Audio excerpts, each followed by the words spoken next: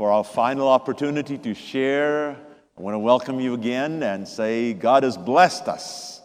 He has been so good to us. And so this evening, on the final opportunity to share, let's just pause one more moment before we start. Holy Father, thank you for inviting me to come and join my fellow Seventh Adventists here in Kenya, specifically at Nairobi Central SDA Church. Please, Lord, speak through me now according to your will. In Jesus' name, let all God's people say, Amen. Today, Nairobi Central SDA Church, 17th of August, 2024. We have been blessed through this week as we've had opportunity to listen, to learn, to grow, to draw closer to Jesus with the overall theme, Salvation Simplified. And because this year, it's precisely 180 years since 1844, we've been looking back. My final message is, notice the language, a true prophet, not a loss. And so as we begin this evening's message, I want to take you back to that pivotal year, 1844, when those Millerites, made up of people from different churches, were all looking forward on October 22, 1844. They were expecting with great expectation the coming of Jesus. Of course, there was great disappointment. They had the right date, but they misunderstood the event. And as we look back now, we can see that the right event was the sanctuary is where? In heaven. And so throughout this week, we have been urging, encouraging, promoting, reminding, and to memorize this 27-word statement. Can you say it with me? We have nothing to fear for the future, except as we shall forget the way the Lord has led us and His teaching in our past history. Life Sketches, page 196, paragraph 2. So in our final opportunity, I want to remind you of the 7, what I call evening classes we've had. I told you in the evenings we were like night school, right? So we've been digging a little deeper throughout this time, but in the mornings generally, we have taken time to go directly to some fascinating, wonderful Bible stories as we did this morning. Our last morning message was on the life of Judah, how God worked through his life. But in the evenings, we've been looking back specifically to 1844 with the specific challenge, know the roots, grow the fruits. And so the first evening, a week ago, we looked at 1844, where the sanctuary message was focused upon what Jesus is doing right now in the heavenly sanctuary, ministering on our behalf in the final Day of Atonement ministry. Then, of course, the next day, which happened to be August 11, and we looked back at that fulfillment of the prophecy of the 6th trumpet timeline, which came true on that very day, August 11, 1840, 184 years ago. And, of course, the book of Revelation itself, where the trumpet prophecy is found, the book of Revelation focuses on Jesus. And that was, of course, the support for the 1844 date. The year-day principle was proven to be true. It was the litmus test. Then on Monday, we looked at the scriptures, how they point to Jesus, and how in 1844, while there was a focus on reading, studying, believing the Bible, there was also a pushback, sadly, from a major church. 1844, when the Millerites were looking forward, they thought it was going to be the second coming of Jesus. Of course, we took time to look at the real Bible facts about the second coming, again, which always point to Jesus, our Savior. The next night, we looked at what started happening in 1843, towards the end of the year, how pioneers, specifically Joseph Bates and others, were starting to understand the concept of stewardship of the body, and of course, later on, stewardship of finances, and of course, stewardship of time as well as of talents. The next night, we looked at 1844 and the Bible truth about what happens when people die, and that there's immortality only through the blood of Jesus. And then finally, we've looked at yesterday the Sabbath, how that Bible truth was reactivated, brought back to light right there in 1844. It's an amazing conglomeration of major Bible doctrines that were all coming to be understood properly by this new growing movement that came out of the Millerite disappointment. Indeed, we've been looking back 180 years since 1844. Now, please note, the series of messages that I've been sharing does not cover every issue. We have reviewed some Adventist biblical beliefs basically connected to that pivotal year of 1844. Don't forget, at the very time of this rediscovery of spiritual truths and the rise of Adventism, specifically Seventh Adventism, a few distracting global movements were also arising. We've mentioned one or two of them. Yes, evolutionism, I mentioned that last evening. I didn't use the term dispensationalism, but that is the broader term for those who have this idea that there will be a rapture sometime before the second coming. That's another movement that arose right there in the 1840s, specifically between 1842 and 1844. I mentioned communism that arose in 1844 when Friedrich Engels and Karl Marx met in Paris. Yes. And although lesser known to most, Baha'ism began then. Do you know what Baha'ism is? Well, if you Google Baha'i religion and go to the history section, you will read the following. I quote, "The Baha'i religion originally grew out of the Babi faith or sect, which was founded in what? 1844 by Mirza Ali Muhammad of Shiraz in Iran." Fascinating. This man proclaimed a spiritual doctrine emphasizing the forthcoming appearance of a new prophet or messenger of God who would overturn old beliefs and customs and usher in a new era. Now, how many of you knew that the Baha'i faith also claims to have a beginning in the year 1844? I don't expect any hands. You know, it's amazing how many things were happening in the West and in the East. Prophets were arising. For example, here's a picture of a lady who is called Mother Ann Lee. She is the founder of the Shaker founder. They call her prophet and visionary. If you go online, you'll see this is what they say. The Shaker movement reached its height during the what? 1840s. Here's a picture of another man. He is more well known. This is Joseph Smith Jr., and they classify him as American prophet and founder of the Church of Jesus Christ of Latter-day Saints, more commonly known as Mormons. And this is what they point out. He was killed by a mob June 27, when? 1844. And they say to seal the testimony of his faith. Another picture of another gentleman who he is classified, you can find this online, Andrew Jackson Davis. They call him what? Prophet of American spiritualism or spiritism. And this is what they say. In 1844, Davis had a strange experience that was to have an enduring effect on his life. He is actually classified as the first public promoter of spiritualism or communication with the dead, popularizing what we call modern day spiritism. Interesting. And what's interesting for us, that same year, 1844, Ellen G. White, co-founder of the Seventh Adventist Church. And notice the quotation. Ellen received her first vision when?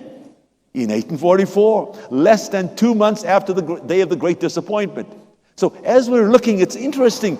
These things were happening in different places, not only in the United States.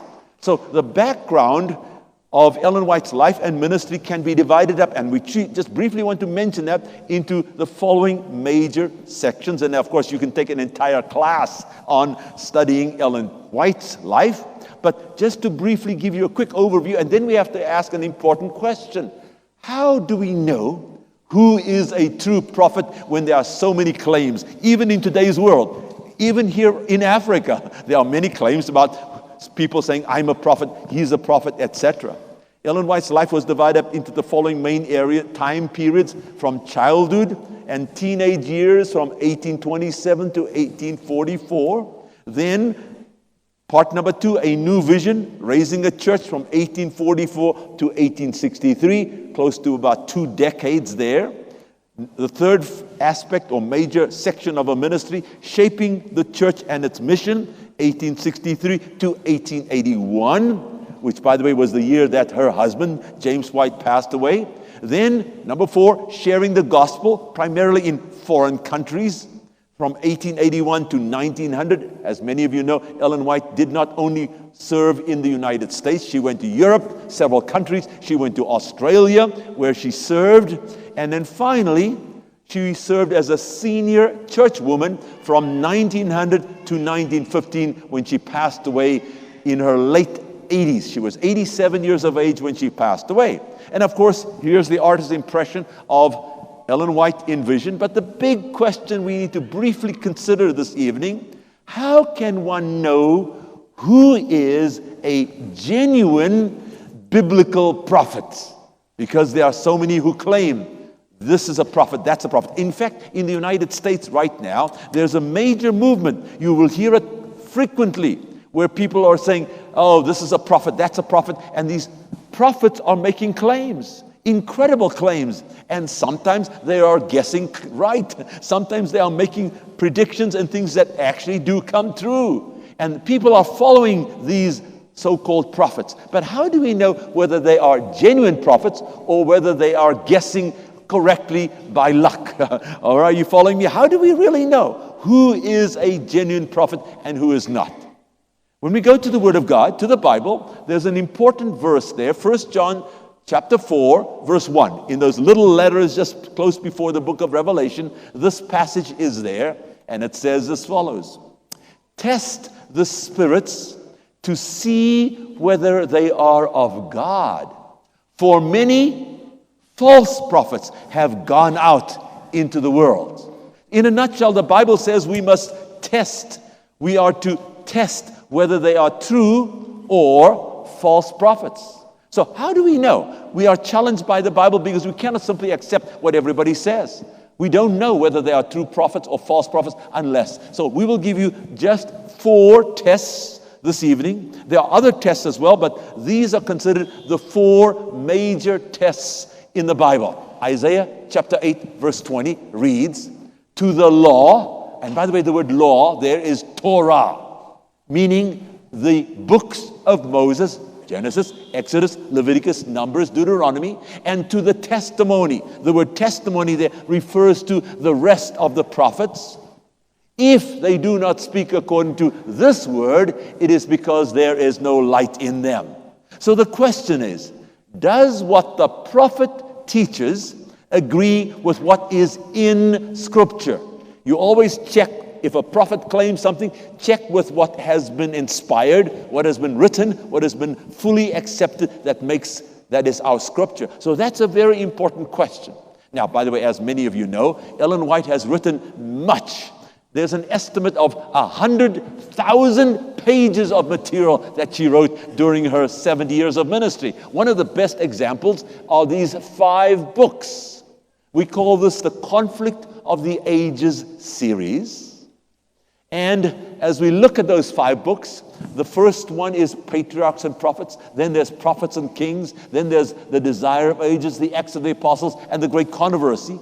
And in her writings, she unpacks, so to speak, she expands on important biblical themes, Bible stories, and of course the Great Controversy includes history and includes some prophecies as well. So when we look at these books, for example, we must compare what is written in these books with what has already been accepted as prophecy. Now, we as Adventists believe that the Bible in and of itself is sufficient. But the gift that we have here does not provide any new doctrinal information, and never do her writings contradict the Word of God when we study both carefully and appropriately. It's amazing. Now, of course, this is the old system, the books. But you know, we're in a modern age, right? And nowadays you can get the Desire of Ages, for example, by putting your cell phone and catching the QR code, right? And so we are making available through our own multimedia, through our technology, you can actually now get and read the books of Ellen G. White on your cell phone. If you say, oh, I cannot afford to buy the hard copy or the paperback, you can get it free of charge. You can have a chance to read and to compare. Does what Ellen White write, does that agree with the New Testament and the Old Testament? Is it in accord? And again, I know some people have taken parts, sentences of her writings and have taken them out of context and have made claims. But in context, do they agree? And I, as a person, want to affirm, I've had the privilege to read these 5 books, and yes, and several more, many more of her books, and I have not found her to go against what was previously written. From my understanding, and several others, many others, hundreds of thousands, millions of other people, we have agreed that Ellen White's writings do not contradict the Bible. She passes the first test. So let's go to the second test right now. Jeremiah chapter 28, verse 9 says, as for the prophet who prophesies of peace, when the word of the prophet comes to pass, the prophet will be known as one whom the Lord has truly sent. In other words, see if the predictions that are not conditional actually do come to pass. Now, by the way, just a caution here, Ellen White herself preferred not to be called a prophet. Did you know that? She didn't like that term. She said, because there are so many people around who claim to be prophets who are false prophets. I don't want that term prophet. Number one. Number two, the reason she didn't like the term prophet is she said that her calling, what God expected of her, was more than the more restricted view that some people had of the term prophet. So she preferred to be called a messenger of the Lord. And much of her writing do not talk about the future or predictions, but as a prophet, she was involved in giving many messages. But let's consider the test when she did make predictions. For example, this is an amazing prediction that she made that some of you may not be aware of. Remember, Ellen White was born and raised in the United States, even though she did serve as a missionary in Europe and, of course, in Australia. Oh, don't forget, she did not ignore Africa. She sent special counsels to this continent. Yes, she never came here in person, but she was actively involved in promoting missions and promoting and looking at Africa as a continent. But one of Ellen White's most stunning predictions was that of the impending American Civil War. On January 12, 1861, in Parkville, Michigan, 3 months before the first shots were fired on Fort Sumter on April 12, 1861, the congregation watched with intense interest for 20 minutes while Ellen White was in vision. Afterwards, she shared briefly what had been revealed to her. J.N. Loughborough, an eyewitness, recalled her words, quote, "Men are making light of the secession ordinance that has been passed by South Carolina, December 20, 1816. When South Carolina is one of the states in the United States, they decided to break away. Are you following? That's a secession. And she says, they have little idea of the trouble that is coming on our land. I have just been shown in vision that a number of states in the United States are going to join South Carolina in this secession breakaway. And a terrible war will be the results. In the vision, I saw large armies raised by both the North and the South. Looking over the congregation, she continued, there are men in this house who will lose sons in that war, end quote. This prophecy was fulfilled within a year. So when Ellen White makes prophecies, we simply check, did they come true? That's the second test of a prophet. Let's consider a third test right now. In 1 John chapter 4, verse 2 and 3. Now remember, verse 1 said, test to see whether they are real prophets. Verse 2 and 3 says this, by this you will know the Spirit of God. Every spirit that confesses that Jesus Christ has come in the flesh is of God, and every spirit that does not confess that Jesus Christ has come in the flesh is not of God. Now, I'm going to summarize as you dig deeper into the meaning of that incredible passage in the letter of John, the first epistle of John. In short, does the prophet rightly teach the humanity and divinity of Jesus? And sure enough, when we study Ellen White's writings, we find she teaches that according to the scriptures, correctly so. And so now today I'm going to share with you some interesting information that has been done over time. When you read Ellen White's writings, it's very interesting. She wrote, of course, in the English language, which was her mother tongue. But when she wrote, listen carefully, she was writing in English, but the structure of her writing sometimes actually sounded like biblical Hebrew, as though she was writing in that language. When I say structure, those of you who know poetry, you know what I mean by that. Let me share with you now on the screen. I want you to see it and to listen at the same time. Notice it's color-coded to give you an example of this echo effect. She wrote and said, talking about Jesus, Christ was treated as we deserve, that we might be treated as he deserves. He was condemned for our sins in which he had no share, that we might be justified by his righteousness in which we had no share. He suffered the death that was ours, that we might receive the life that was his. Do you see the echo there? Beautiful. This is like Hebrew poetry. Now I know in English, the language, the last word is supposed to rhyme. In Hebrew, it's the concepts that rhyme.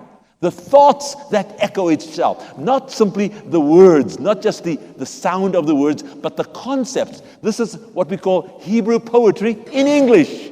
And then she ends with this beautiful capstone in one paragraph. This is one paragraph. With his stripes we are healed. Ellen White wrote and focused and promoted Jesus Christ, his humanity and his divinity. And she said it in such beautiful language that one time, they shared Ellen White's material with a Jewish rabbi. And when he was reading, he said, I can't believe it.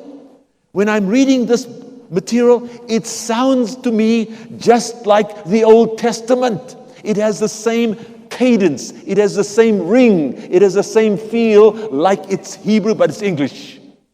Okay, now a few years ago, while I was at a men's conference, a layman came to me. He was what we call a blue-collar worker. I think he was a printer or something of that nature. And he came to me with a paragraph, and he said to me, Pastor, did Ellen White write in chiastic structures? And I looked at him, I thought, wow, he knows what he's talking about. Chiastic structures? And he was a layperson. He was not a scholar. And so I began to explore that. And then the next year, when I started to read The Desire of Ages again, I noticed something very interesting in the very first paragraph. If you go online and you read this first paragraph is on page 19, paragraph 1.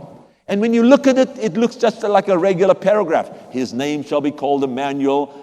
Ellen White, this is exactly, I've not taken a word out, not changed a full stop or a comma. It's exactly as it is. But I listened to what my friend John had asked, and I found out that if I did what we call a diagram, those of you who know English, you diagram your sentences. This is a diagram of the paragraph in what is known as Hebrew literary structures. Ellen White wrote in English, but why did she do that? I want to show you not just what, but how and why. Fascinating. The first sentence, his name shall be called Emmanuel. And the last sentence, therefore it was prophesied of him, what? His name shall be called Emmanuel. It's an echo. Are you with me? Then the second part of that same paragraph says, God with us. The second last part says what? To be God with us. Most fascinating. And this was brought to my attention by a lay person. He was not a scholar. He didn't have a master's or a doctorate degree. He didn't go to the seminary to study to be a pastor. It's amazing. He came up with this idea. He said, is this possible? Sure enough, the light of the knowledge of the glory of God is seen in the face of Jesus Christ. The third last concept is to the sin-darkened earth, he came to reveal the light of God's love. It seems to be echoing ABC, CBA. Are you following? And where is the main idea? Smack bang in the middle. And notice what Ellen White says as the most important concept in the center of the paragraph. She says, from the days of eternity, the Lord Jesus Christ was one with the Father. He was the image of God, the image of His greatness and majesty, the outshining of His glory. It was to manifest this glory that He came to our world. Paragraph number 1 of the Desire of Ages, the main idea is in the middle. Now, I know in English language, you start with the main idea, you unpack it, then you summarize it in your paragraph. That's English grammar, not Hebrew. In the Hebrews, they put the main idea in the middle. Fascinating. Paragraph number 1 is a beautiful example of Hebrew poetry written in English. And it was discovered how? By a layperson. Okay? It's like, wow. Then I went to the next paragraph. I think it's paragraph number 3, if I remember, on page 20. Okay? It says page 20, paragraph number 1 on that page. But in the entire book, I believe it's the 3rd paragraph. It starts, in the beginning, God was revealed. It's a regular paragraph. But if you diagram it, what do you find? Fascinating again. In the beginning, God was revealed. Final part, He, Jesus, wrote the message of the Father's love. This is the revelation of God by Jesus Christ. The second sentence says, in all the works of creation. And the last part says, and upon all things in earth and air and sky. Notice, do you see the echo? Fascinating. Then it says, it was Christ that, and it echoes at the bottom, it was He that. And then it says, spread the heavens and laid the foundations of the earth. And then, in the reverse order, filled the earth with beauty and did what? And the air with song. And it is beautiful Hebrew poetry, and smack bang in the middle, you find the most important point she emphasizes, but also listen to the alliteration. Listen to the language. And she starts with the worlds, the macro, and she comes down to the micro. Listen to it. It was His hand that hung the worlds in space and fashioned the flowers of the fields. His strength setteth fast the mountains. The sea is His, and He made it. Beautiful poetry. And she does this in English. And she is written in such a magnificent way. And notice in the middle of this paragraph, she is emphasizing that Jesus is the Creator. So when you read Ellen White's writings, it's a beautiful way. Now, some people say, Pastor, wow, how come we never saw that before? Is this important for salvation? No, but it's like the difference between watching black and white television and watching high definition TV. Are you following? You still get the same program, you just get a bit better color, right? So the messages are still there. But this has been, now we're seeing that Ellen White wrote with beauty, the eloquence of the English of Ellen White. And she was writing and expressing these important concepts, highlighting the divinity and the humanity of Jesus Christ in her works. And by the way, this is one of the evidences we can now use to prove that she was not one of those literary thieves that they have false accused her of being. They've said she's a plagiarizer. Oh, I've been studying her works. She wasn't plagiarizing. She was recrafting, reworking these things into beautiful, beautiful prose, beautiful Hebrew poetry in English to share these messages of God's love. The fourth and final major proof that Ellen White was a prophet is in Matthew chapter 7, verse 15 to 20, where there's a warning, beware of false prophets who come to you in sheep's clothing, but inwardly they are ravenous wolves. Therefore, by their fruits you will know them. So check out the fruits or the results of their lives and of their teachings. Now, a few days ago, I briefly mentioned how about 20 years ago, one gentleman from National Geographic, he was studying around the world, trying to find where do people live to 100 years of age as communities. Not just one person here, one person there, but many people living to a century. And he discovered, yes, and so they published it in November 2005 in National Geographic, The Secrets of Living Longer. And inside, this is what they say. The Adventist Church also discourages the consumption of other meat, rich foods, caffeinated drinks, and stimulating condiments and spices. So avoid that. But what should we do? Grains, fruits, nuts, and vegetables constitute the diet chosen for us by our Creator, wrote who? Ellen White. That was in National Geographic. All right? This is a secular magazine that is promoting the healthy lifestyle that was shared with us through the prophetic messages of Ellen White. And then a few years later, this magazine came out called U.S. News and World Report. This was in February 2009. And inside this magazine, they were now, a few years afterwards, remember 2005, now 2009, different magazines, and they were telling people, hey, if you want to live to 100, like the people who are in Okinawa, Japan, or the people who are like those in Sardinia, Italy, or like those living in Loma Linda, California, where the emphasis was on the Adventists. Those were the three original groups around the world who lived to the age of 100. So they, in this magazine, they said, hey, you want to live to 100? Here's what you should do. Read it with me. What? Live like a Seventh-day Adventist. Interesting. This is what they said in that secular magazine. And then they continue. Here's what they said. Americans who define themselves as Seventh-day Adventists have an average life expectancy of 89, about a decade longer than the average American. This is the average. One of the basic tenets of the religion is that it's important to cherish the body that's on loan from God, which means no smoking, all right, alcohol abuse, or overindulging in sweets. Followers typically, not everybody, but typically stick to a vegetarian diet based on fruits, vegetables, beans, and nuts, and get plenty of exercise. They're also very focused on family and community. Now, we're talking about the tests, the fruit. This is the fruit of the prophet, the fourth test. So I want to give a personal testimony here. You see, many years ago, my wife and I were called to go serve in Zimbabwe at Solusi University. We were there from the year 1997 to the year 2001. We were living on one of the farms that was owned by our university. Specifically, this place is where we were, near to what's called Mananda Dam. And as you can see, this is after church. We came home. My wife standing there by our Isuzu Trooper. And notice we had a concrete driveway. But I want you to look at this. To the top left is a tree. This is from the front of the house. Now let's look at the house from the back. You see the same, all right?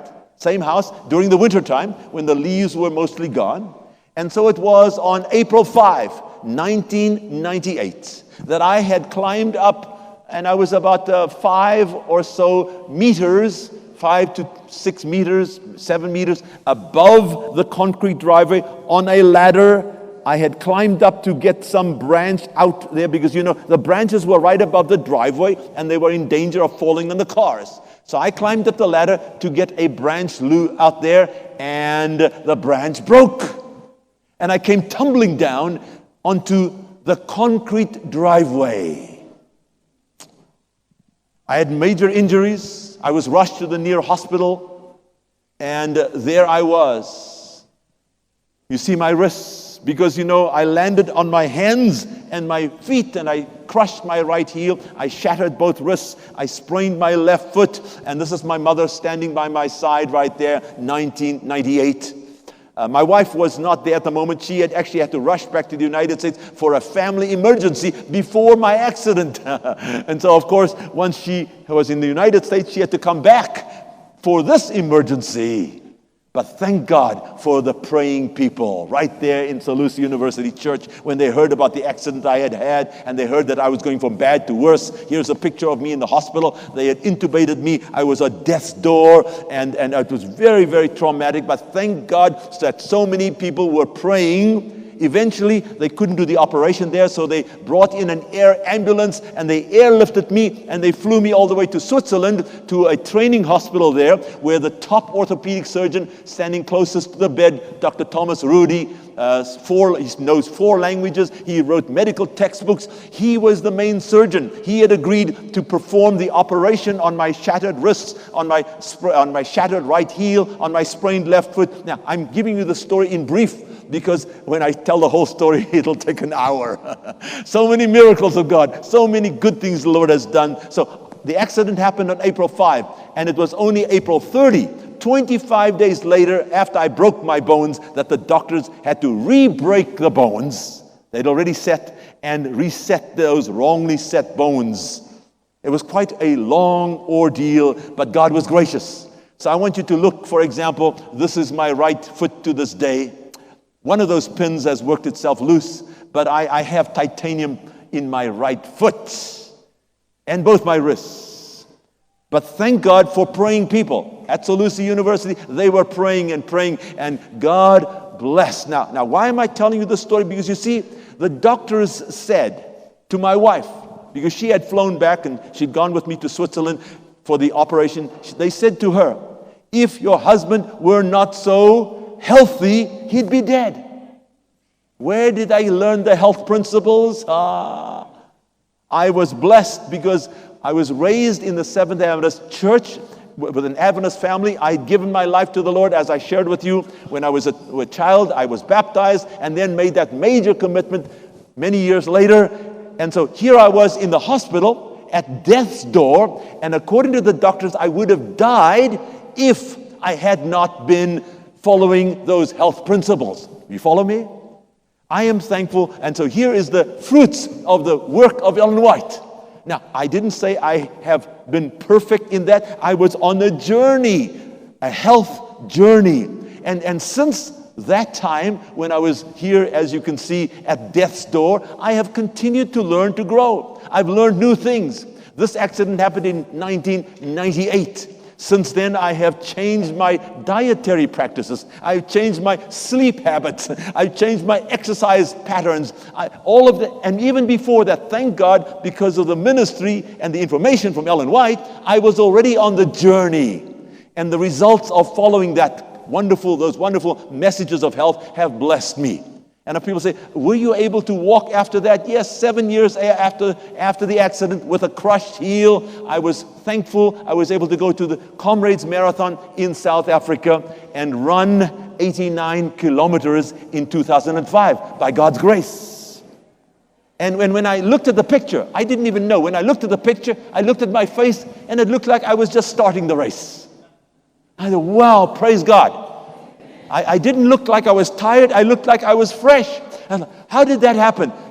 I was only thankful for God's grace. Thankful for the health messages that we were blessed with by Ellen G. White. So this is not about me. This is about the prophet, the test of the prophet messages. Now, people are saying, oh, Pastor, but you don't know where I come from. Oh, yes, but God knows. And remember this morning's message? The Lord takes into account where each person was born. And so God knows the journey you're on. And so each one of us can always stop and say, how can I improve? What can I do better so that I can treat this body as the temple? Our focus here has been the sanctuary. How can I treat the body that God has given me, which is the temple, the sanctuary of the Holy Spirit? How can I live better? In fact, one of my mottos, my main motto in life for several years, has been simply 3 words. And I want to see if you can memorize it. 3 words. Fitness for witness. Say it with me. Fitness for witness. Because I find out that the healthier I am, the better I can serve the Lord. The healthier I am, the better I can serve the Lord. So when I talk about running, ultimately, it's not that kind of running that I'm talking about. And I know people say, oh, but Pastor, that's 2005. It's almost 19 years ago. What are you doing now? So I know sometimes people want to know that. Yes, exactly 9 weeks from today. 9 weeks from today, I have signed up with my wife's encouragement. I've signed up to do one race. It's coming up 9 weeks from tonight. It starts on a Saturday night. How old am I? Does anybody remember? 72. And so 9 weeks from today, by God's grace, I will be doing a 72-mile race. For those who want to know what 72 miles, 115.97 kilometers. 116 kilometers. We start on Saturday night, 9 o'clock, after sunset, and we go through to Sunday sometime. I'm celebrating my being 72 by doing 72 miles. And why? Because God has blessed us with a wonderful health message, and more important, fitness for witness. Because I find out that if I'm healthy, I can serve God better. Number one. And number two, people come and say, what do you do? Why do you do it? And then I can always point them to Jesus. What are we told to do? Read with me from the screen. Are you ready? And let us run with endurance the race that God has set before us. We do this by keeping our eyes on Jesus, on whom our faith depends from start to finish. That's it. Hebrews chapter 12, the last part of verse 1 through the first part of verse 2. And so when we talk about the tests of a prophet, the final test, the final major test of the four are what are the fruits, what are the results of the ministry of the prophet. And I am so thankful in this area. By the way, we know that Ellen White had so many areas that she was a blessing to this church. We talked about health. Don't forget, Ellen White was the major promoter in the area of the publishing ministry. And I already showed you the books. She was the major promoter in the education ministry of the church. Loma Linda University, which is globally known, globally respected, Loma Linda University Medical Center, Ellen White was actively involved in even the location, saying, yes, this is where God wants this place, Loma Linda.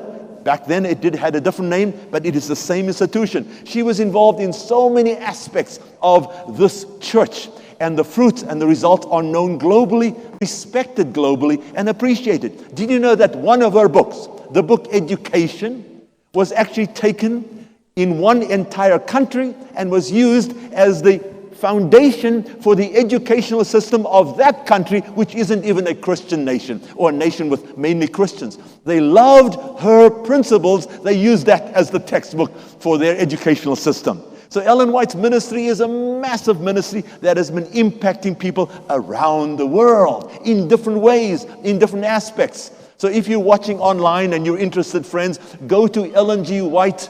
You can go to the website called the Ellen G. White Estates. Go there and you can get all the materials. You can read it online. It's a tremendous resource. But be careful. Reminder, a prophet's role is never easy.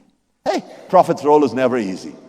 I remember one day my wife's nephew came to me and said, called me on the telephone. Said, Uncle Ron, yes, Danny, I have a question.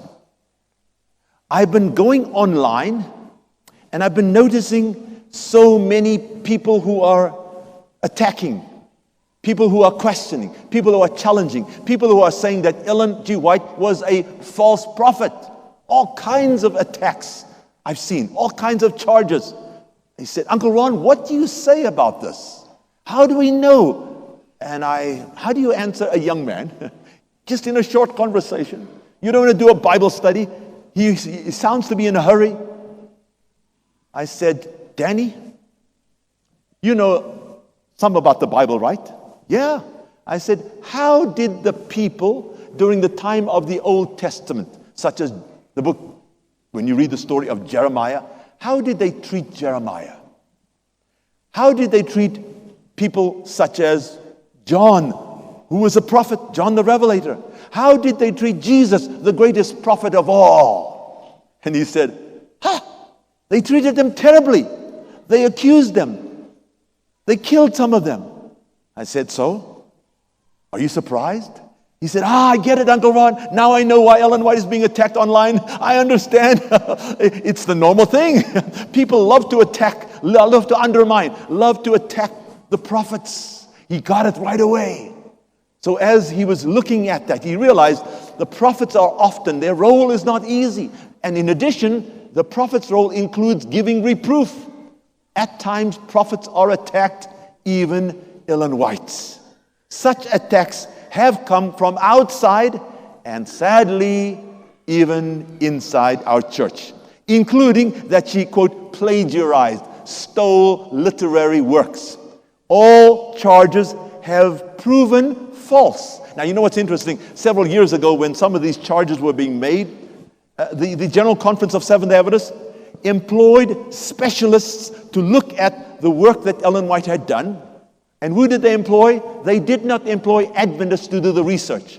They employed a Roman Catholic firm for the Roman Catholics to assess and address, was Ellen White a literary thief, a plagiarist, as some people were claiming, or not? Guess what? They studied it. They looked at the laws back in the day of Ellen White. They looked at Ellen White's writings.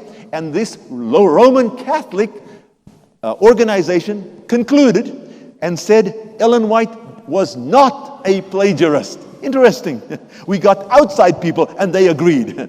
So when we look at her writings, there was no stealing of it. These are false charges. And people just keep making these false charges. I don't know what motivates them, why they're doing it, but the reality is they are not true. And I thank God that our General Conference was wise enough to employ people from outside our faith to assess the truthfulness of Ellen White's work.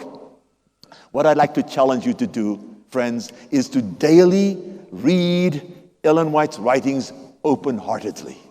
I know there are challenges. I know people have raised complaints, but there are wonderful books that have looked at these charges. I have some of them in my library. Here are 3 I would highly recommend. This book is called The Prophet and Her Critics. I know one of the authors. His name is Leonard Brand. He was a professor at Loma Linda University. And this is a small book, not very good, but he provides excellent evidence showing evidence-based material that no, the critics are not correct. Another book I highly recommend is this one by Clifford Goldstein. He's been working for the Adventist Church for years at the General Conference as director for our adult Sabbath school lessons. And he's got a book called Graffiti in the Holy of Holies. And in the context of our theme here, this Salvation Simplified, the sanctuary, he has provided excellent material in this book showing that no, the accusations against Ellen White, especially the questions and challenges about the sanctuary message, they are not valid at all. These are false accusations, misinterpretations that people have been accusing Ellen White. And more recently, and by the way, Clifford Goldstein, is a personal friend. I've chatted with him. He just came as a guest speaker at my church, like the 2nd or 3rd Sabbath I had arrived as the new pastor. The 3rd book I would recommend is by a professor at Southern Adventist University. When I left, this professor came and actually moved into my very office, and I went to Zimbabwe, and he started to serve at Southern Adventist University. His name is Dr. Judd Lake, and he wrote this book called Ellen White Under Fire. These books have looked at the questions, the charges, the criticisms, all these things, and they have looked at the questions and issues that have been raised, and they have provided the biblical and the Ellen White support to refute all of these charges. Now, these are almost always claims from outside of the Adventist Church. And we want to be fair, we want to be gentle, but we want to be clear in why and what we believe and with the evidence available. Now, I mention it only because I know perhaps even today there may be some people online watching who have seen some of the charges and criticisms and questions raised about the writings of Ellen White. But so this is just to help those who want to read or want to hear the fuller information. Our church, the Seventh-day Adventist Church, has done some research. I've mentioned this before in a couple of our messages, where we have done a statistical analysis to see what we as Adventists believe and do in context of our actual belief system. Dr. David Trim made a report at the annual council looking at how Adventists are involved and believe what we do. When he looked at the question of our beliefs, they asked the question of Seventh-day Adventists around the world, a statistically valid analysis. So they asked Adventists about the gift of prophecy. Was Ellen White a prophet? Okay? Do you embrace this concept wholeheartedly? Back, they asked the question in the year 2013. They asked the question in 2018. They asked the question in 2023. And during the last 10 years, from 2013 to 2023, and by the way, the report was just given this year, 2024, what has happened about the way in which Adventists view whether or not Ellen White was a prophet? Do you completely embrace this idea? Here is the news. Statistically, there has been a decline. Back in 2013, 76% believed Ellen White was really a prophet. By 2023, it had gone down to 70%. The next question, do you read Ellen White? Back in 2013, the question was asked, do you read Ellen White weekly or more often? Just once a week or more often? Back in 2013, how many Adventists were reading Ellen White's writings at least once a week? In 2013, it was 56%. By 2023, last year, we're down to what? 49%. Again, a decline, going down. Less than 50% of Adventists around the world now are spending time at least once a week in reading Ellen White's writings. Now, please be clear, we do not get any of our doctrines from the writings of Ellen White. No. But we are thankful for her writings, which is why our sister read for us before, and I'm going to let's read it together from the book of 2 Chronicles 20, verse 20. Let's read together. Believe in the Lord your God, so shall ye be established. Believe his prophets, so shall ye prosper. Again, I repeat, no doctrine of the SDA Church comes from Ellen White. You hear that claim made so frequently, but we do not get any of our doctrines. Every one of our beliefs comes solidly from the Bible. The Bible. However, we are thankful for this additional information that makes some things more easy to understand in English. And of course, her writings have been translated into over 100 languages around the world. So I want to encourage you and challenge you that her writings are indeed inspired and make us draw closer to Jesus. I love the way they put these in the same kind of, look at that center. Do you see the cross with her books around? That in the middle, the focus is always on the cross of Jesus Christ. How many of you have had a chance to read at least one book of the writings of Ellen White? Let me see your hands. Our hands are going up all over. Yes, I want to challenge you. Read, feed. Get to know these wonderful books. Get to know these wonderful messages. And again, in the evenings, I've been encouraging you to do what? Know the roots. And in this case, that Ellen White was a true prophet of God, so that you can do what? Grow the fruits. That is, read and live out her writings. And you know, they discovered that people who read Ellen White's writings, reading them in context, especially the pastors, they are blessed so much by them. Now again, I repeat, none of our doctrines come from her writings, but we have been so blessed by these messages. And so this evening, as we end off, I've been spending time looking back 180 years to that pivotal year of 1844, and here we are in the year 2024, 180 years since this church came out of the end of the Millerite movement. And all I can say is praise God for his faithfulness. God has blessed us. And so this evening, if you are in agreement with me that we as a church have been indeed blessed so much by the many blessings of God, especially this gift of prophecy, I want you to join me as we're going to sing a magnificent song. I'm going to invite our choruses up here. One of my favorite hymns in the Bible is 100%, right? Number 100. And what does it say? Great is thy faithfulness. We want to sing the praises to God for his faithfulness. Remember, the Bible does predict in the book of Ephesians that the Holy Spirit will give different gifts: evangelists, apostles, pastor, teacher, and of course, the gift of prophecy. And here we have been blessed in this church with this wonderful gift of prophecy. I'm going to invite you to stand with us as we're going to sing, Great is thy faithfulness.